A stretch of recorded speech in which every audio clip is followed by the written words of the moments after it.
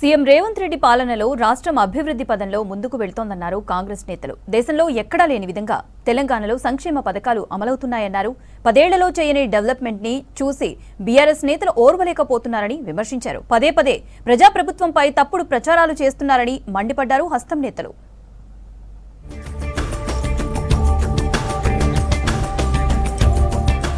కాంగ్రెస్ లో ఎన్ఎస్యుఐ పాత్ర కీలకమన్నారు PCC chief Mahesh Kumar.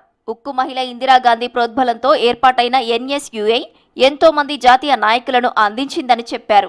Hyderabad Gandhi భవన్లో జరిగిన ఎన్ఎస్యుఐ 56వ ఆవిర్భావ వేడుకల్లో పాల్గొన్నారు పీసీసీ చీఫ్.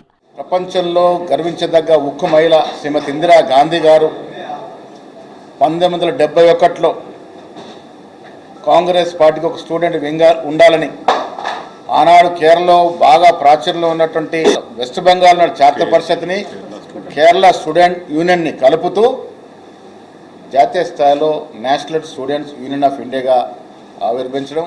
హైదరాబాద్ లో తాము ప్రశాంతంగా ఉన్నామంటే అండర్ గ్రౌండ్ వర్క్ జరుగుతోందని అర్థమన్నారు పీసీసీ చీఫ్ మహేష్ కుమార్. రాష్ట్ర వ్యాప్తంగా పార్టీని అంతర్గతంగా మరింత పటిష్టం చేస్తున్నట్లు తెలిపారు. ఏఐసీసీ తెలంగాణ ఇన్ఛార్జ్ మీనాక్షి నటరాజన్ పార్టీని మరింత బలోపేతం చేస్తుందని చెప్పారు. వచ్చే 2 నెలల్లో గ్రామస్థాయి నుంచి రాష్ట్ర స్థాయి కమిటీలు పూర్తి చేస్తామన్నారు మహేష్ కుమార్ గౌడ్. హరీష్ రావు బ్లాక్ మెయిల్ రావుగా మారని విమర్శించారు ఎమ్మెల్సీ అద్దంకి దయాకర్. నాదర్గుల్ భూములు బీఆర్ఎస్ కాలంలోనే ఇచ్చారని చెప్పారు. 2021లో ఏ కంపెనీకి ఇచ్చారో హరీష్ రావుకు బాగా తెలుసన్నారు. తెలంగాణ ఉద్యమంలో ఆంధ్ర వాళ్ళని బెదిరించి హరీష్ కోట్లు సంపాదించారని ఆరోపించారు అద్దంకి. హరీష్ రావు అబద్ధాల కుటుంబరావు యొక్క బ్లాక్మెయిల్ రావుగా మారిపోయిన పరిస్థితి ఈరోజు. నాదర్గుల్ భూముల విషయంలో కూడా మాట్లాడిండు. బీఆర్ఎస్ కాలంలోనే అయింది. 2021లోనే వీళ్ళ కాలంలోనే ఏ కంపెనీలు తీసుకున్నాయో వాళ్ళకే తెలుసు.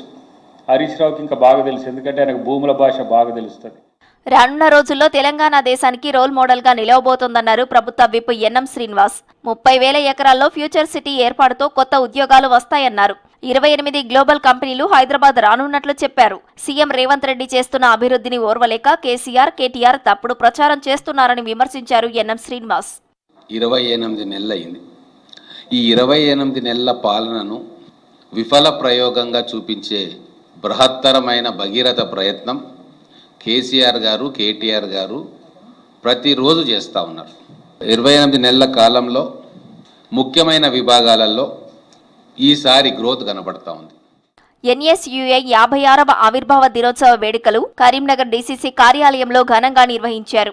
విద్యార్థుల సమస్యలపై పోరాడేందుకే ఎన్ఎస్యుఐ స్థాపించబడిందన్నారు ఎమ్మెల్యే మేడిపల్లి సత్యం. విద్యారంగాన్ని ఆదర్శంగా తీర్చిదిద్దేందుకు రాష్ట్ర ప్రభుత్వం కృషి చేస్తోందన్నారు మేడిపల్లి సత్యం.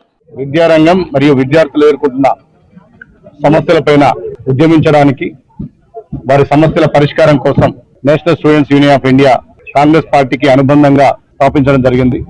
NSUI Hyderabad OU arts college ప్రాంగణంలో ఎన్ఎస్యుఐ 56వ ఫౌండేషన్ డేను ఘనంగా నిర్వహించారు. కార్యక్రమానికి ముఖ్య అతిథిగా ఎన్ఎస్యుఐ రాష్ట్ర అధ్యక్షుడు వెంకటస్వామి హాజరై జెండా ఆవిష్కరించారు. తర్వాత కేక్ కట్ చేసి విద్యార్థులకు పోటీ పరీక్ష పుస్తకాలను పంపిణీ చేశారు.